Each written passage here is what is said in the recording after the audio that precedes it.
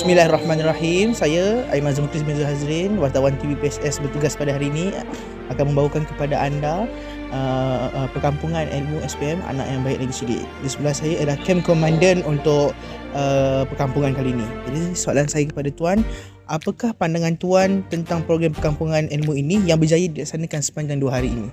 Okey, pertamanya terima kasih kepada pihak SMK Tan Sri Muhammad Rahmat kerana menyediakan ruang program ini untuk semua pelajar di daerah Johor Bahru. Okey, pertamanya program ini sangat bagus kita laksanakan sebab dia ada 3 elemen utama yang saya tengok berjaya kita grab. Maksudnya berjaya kita combinekan dalam satu program yang singkat 2 hari 1 malam, tapi 3 elemen utama untuk pelajar tu dapat kita capai. Yang pertama, pencapaian, maksudnya kita berjaya laksanakan aktiviti yang berbentuk membantu pelajar dari sudut pencapaian akademik, terutama dalam mata pelajaran pendidikan Islam. Okey,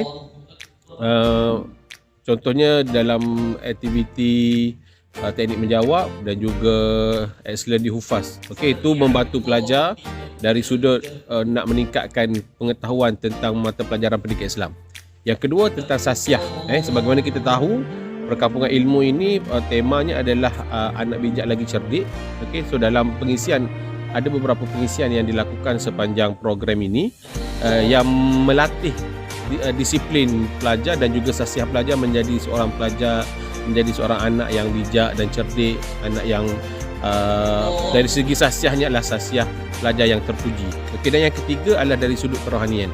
Macam saya sebut kepada pelajar tentang kerohanian, kita terapkan juga elemen-elemen kerohanian sepanjang program ini dengan adanya program macam solat tahajud, solat duha, solat berjemaah, makan berjemaah dan sebagainya. Jadi 3 elemen, akademik, sasiah dan juga kerohanian dapat kita gabungkan dalam satu program.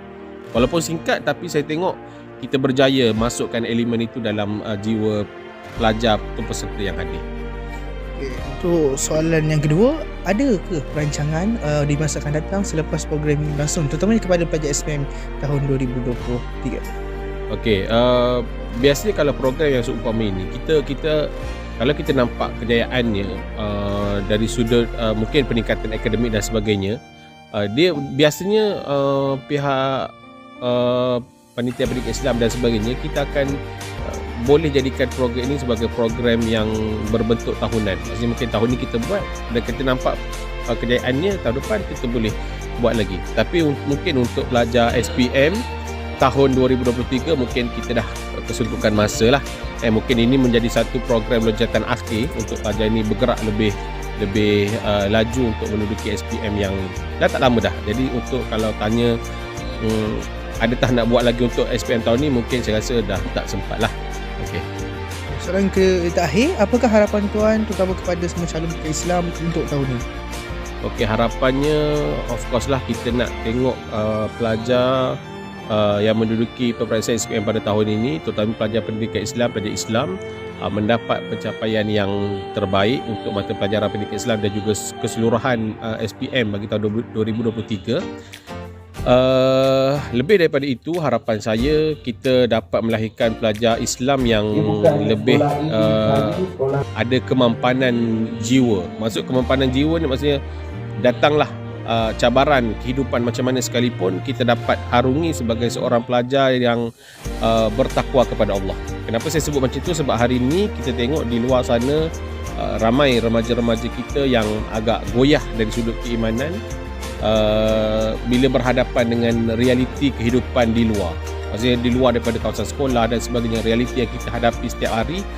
Kalau kita tidak mampu nak mendidik jiwa remaja itu menjadi seorang remaja yang kuat jati diri Islam dia dan sebagainya, maka kebanyakan yang kita tengok remaja-remaja ni akan hanyutlah. Jadi harapan kami selain daripada mendapat keputusan yang cemerlang dalam SPM, kita juga mengharapkan supaya pelajar-pelajar Islam ini menjadi seorang pelajar yang membawa jati diri yang kukuh sebagai seorang Muslim yang baik.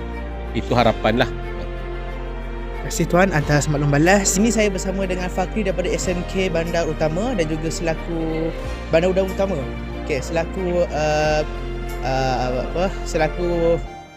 selaku penghulu untuk perkabungan ilmu SPM kali ini. Jadi soalan saya kepada saudara, apakah perasaan saudara setelah dipilih dan diberi amanah dan kepercayaan untuk perkabungan ilmu SPM ini? Perasaan saya jujur agak terkejut sebab saya kira macam untuk bawa PPD dalam activity camp ni first time secara rasmi lah.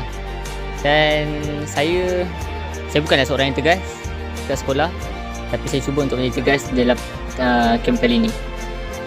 Okey, soalan yang terakhir, apakah harapan sebagai seorang penghulu kepada rakan-rakan anda untuk SPM tahun ni lah? Harapan saya semoga semua rakan-rakan saya dapat menjawab peperiksaan SPM dengan hati yang tenang dan dapat memperoleh kecemerlangan dengan mencatatkan straight A dalam peperiksaan SPM, insyaAllah. Sekian dari kami TV PSS Tamu untuk perkampungan ilmu SPM. Sekian, bila taufiq dan assalamualaikum warahmatullahi wabarakatuh.